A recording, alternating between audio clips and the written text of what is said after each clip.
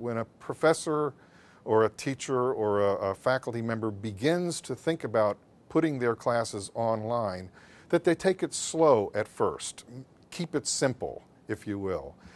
Don't try to create an entire class online, but take one of your conventional classes and begin segmenting that class into blocks or modules, and identify certain modules that are more easily translated into an online format, and make that translation first. And then when you're teaching the class in a conventional format, give the students the option, or you might even require that they take it in an online rather than a conventional real-time format, so that you can work out bugs, you can learn the things that you're more comfortable with in terms of the different technologies and teaching strategies that are available for use online, and you're not overwhelmed with this burden of having to take a 15-week class and compress it into an online kind of a format, which is a daunting task if you look at it in that full kind of an aspect. So first, keep it simple.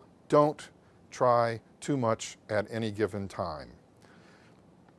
Secondly, I recommend that you include as much substance in your online class as you do in your conventional class, but not more. One of the first problems that I experienced when I began developing online modules is that I had this vision that someone was going to be looking over my shoulder and measuring what I'm having my students do.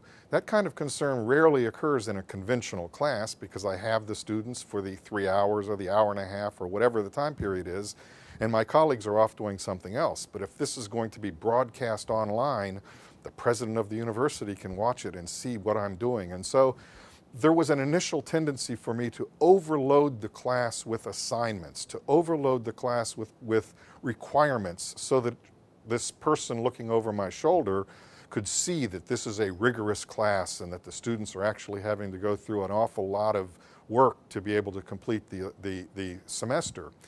I had my students who were doing this come to me and they said, "Dr. Longmire, this isn't fair. I have students who are taking your class in a conventional format, and they're not having to do near the amount of additional work that we're having to do."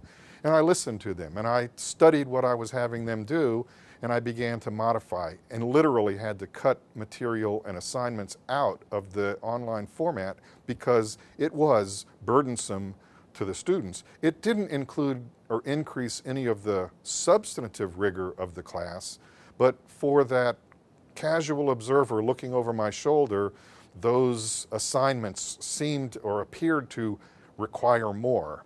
And they did require more, but in the words of the students, it was more busy work and not work that was really contributing to their overall understanding of the material and demonstrating their ability to effectively use the material, which is what I was hoping for them to be able to do. So, keep it simple.